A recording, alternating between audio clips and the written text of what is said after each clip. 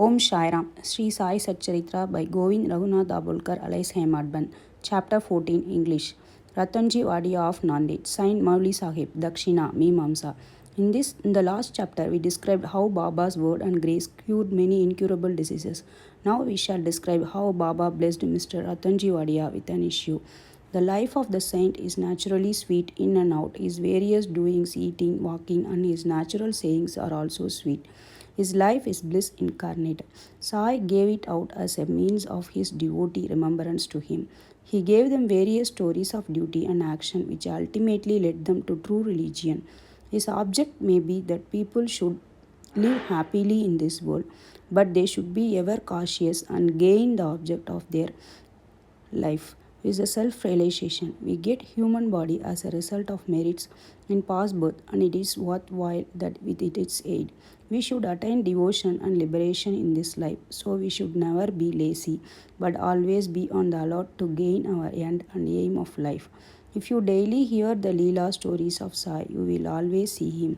Day and night you will remember him in your mind. When you assimilate Sai in the way, your mind will lose its fickleness, and if you go on this manner, it will finally be merged in pure consciousness.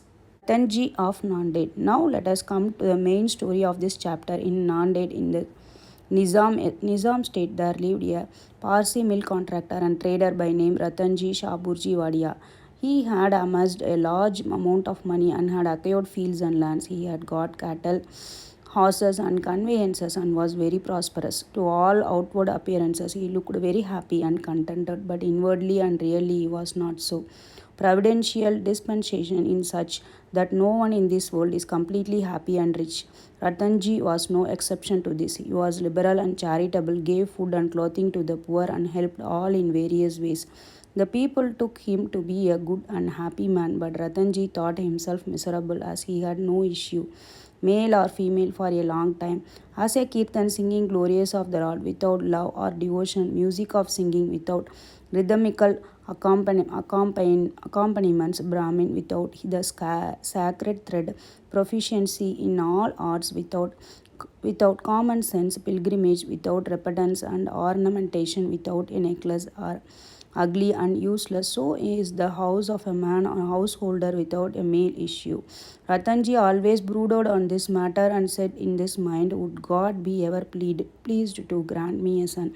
He thus looked morose, had no relish for this food. Day and night he was enveloped with anxiety whether he would ever be blessed with a son. He had a great regard of Daskanu Mahajat. He saw him and opened his heart before him. Daskanu advised him to go to Shiradi, take Baba's darshan, fall at his feet and see his blessings and pray for issue. Ratanji liked the idea and decided to go to Shiradi. After some days, he went to Shiradi, took Baba's darshana and fell at his feet.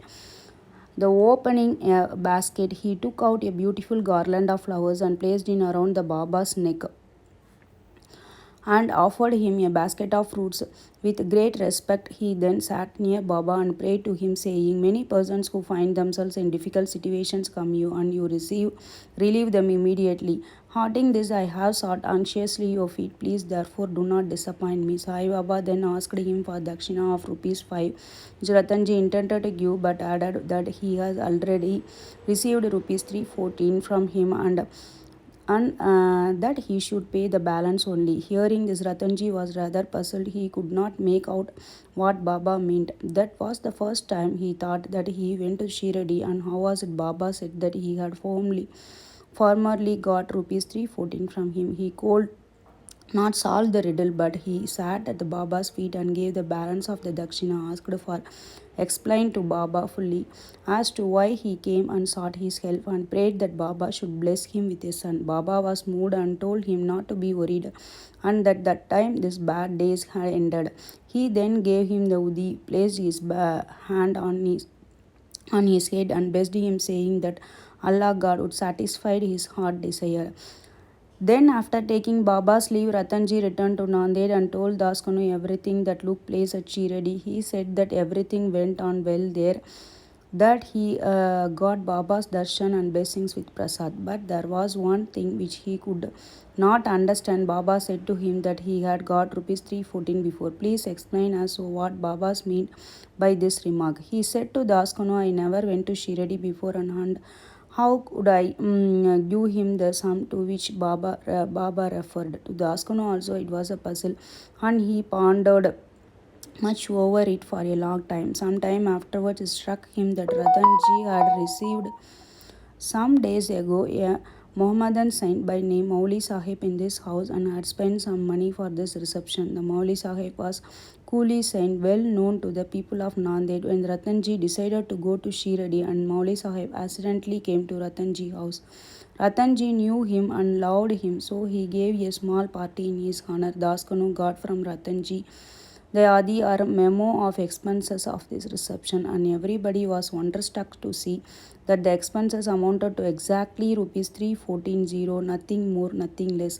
They all came to know that Baba was omniscient, that thought he lived in Shiradi. He knew what happened outside, far away from Shiradi. In fact, he knew the past, present, and future and could identify himself heart and soul with anybody. In this particular instance, how could he know the reception given to Mauli Sahib and the amount spent therefore unless he could identify himself with him and he won with him. Ratanji was satisfied with the explanation and his faith in Baba was confirmed and increased. In due time onwards he was blessed with a son and his joy knew no bounds. It is said that he had in all a dozen issues out of which only 4 survived. In a footnote towards the end of this chapter it is stated that Baba told Rao Bahadur Hari Vinayak Sade after the death of the first wife to remarry and that he would get a son or be Sade married second time. The first 2 issues by his wife were daughters and he therefore felt very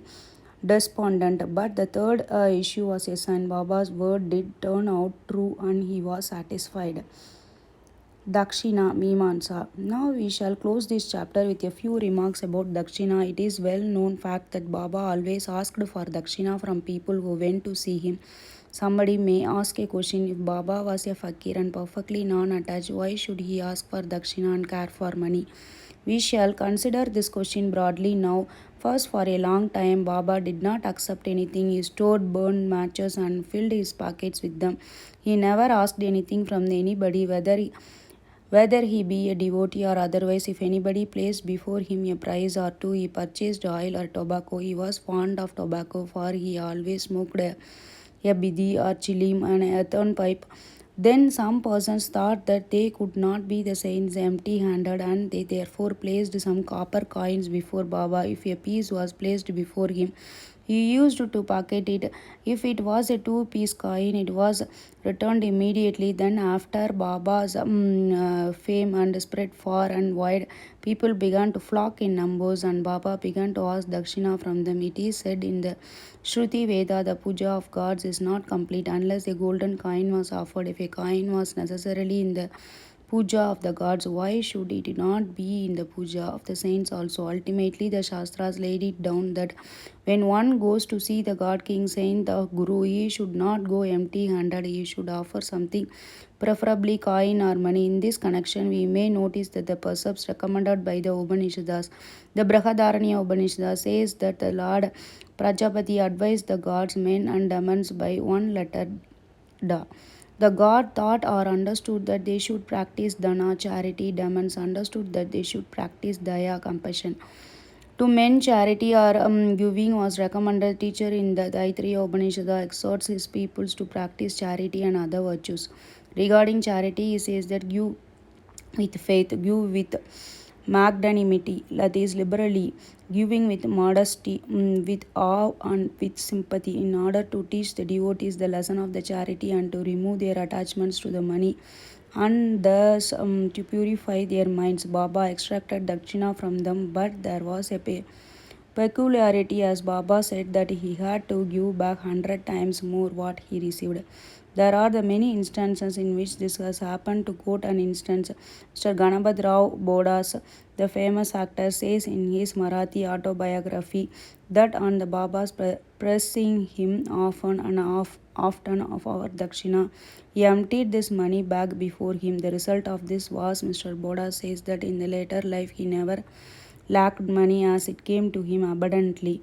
There were also secondary meanings of Dakshina in many cases in which Baba did not want any pecuniary amount. To quote two instances, Baba asked rupees 15 as Dakshina from Projiji Narke, who replied that he did not have even a pie. Then Baba said, I know you have no money, but you are reading Yoga Vashishta. Give me Dakshina from that. Giving Dakshina in this case meant deriving lessons from the book and lodging them in the heart where Baba resides. In the second case, Baba asked a certain lady, Mrs. R.A. Tarkat, to give rupees 6 as Dakshina. The lady felt pain as she had nothing to give. Then her husband explained to her that Baba wanted 6 inner enemies, lust, anger, avarice, etc., to be surrendered to him. Baba agreed with this explanation. It is to be noted that though Baba collected a lot of money by Dakshina, he would distribute the whole amount on the same day, and the next morning he would become a poor fakir as usual. When Baba took his Mahasamadhi after receiving thousands and thousands of rupees as Dakshina, for about 10 years he had only a few rupees in his possession. In short, Baba's main object is taking Dakshina from his devotees was to teach them the lessons of renunciation and purification. Postscript. Sri B.V. Dio of Dana, retired Mamlatar and a great devotee of Baba's, written an article of the subject Dakshina in Sri Sai Leela magazine volume 7p 6 to 26, in which he says amongst the other things as follows: Baba did not ask Dakshina from all. If some gave Dakshina without being asked, he sometimes accepted it, and at the other times he refused it. He asked it from certain devotees only. He never demanded it from those devotees who thought in their minds, and the Baba should ask them for it, and then they should pay it. If anybody offered it again, in which he never touched it, and if he kept it there, he asked him to take it away. He asked for a small or big amounts from the devotees according to their wish, devotion, and convenience. He asked it even from women and children. He never asked all for the rich for it, nor from all the poor. Baba never got angry with those from whom he asked Dakshina and who did not give it. If any Dakshina was sent through some friend who forgot to hand over the same to the Baba, he reminded him somehow of it and made him pay it. On some occasions, Baba used to return some from the amount tendered as Dakshina and ask the donor to guard it or keep it in his shrine for worship. This procedure benefited the donor or devotee immensely. If anybody offered more than to the originally intended to give, he returned an extra amount. Sometimes he asked more Dakshina from some that what the originally intended to give, and if they had no money, asked them to get or borrow from others. From some he demanded Dakshina there for 4 times a day. Out of the amount collected Dakshina, Baba spent very little for his own sake, wishes for buying chilim, clay pipe, and fuel of his duni, secretary, and all the rest. He distributed the charity in varying proportions to various persons. All the paraphernalia of the Shiradi Sansthan was bought by various rich devotees.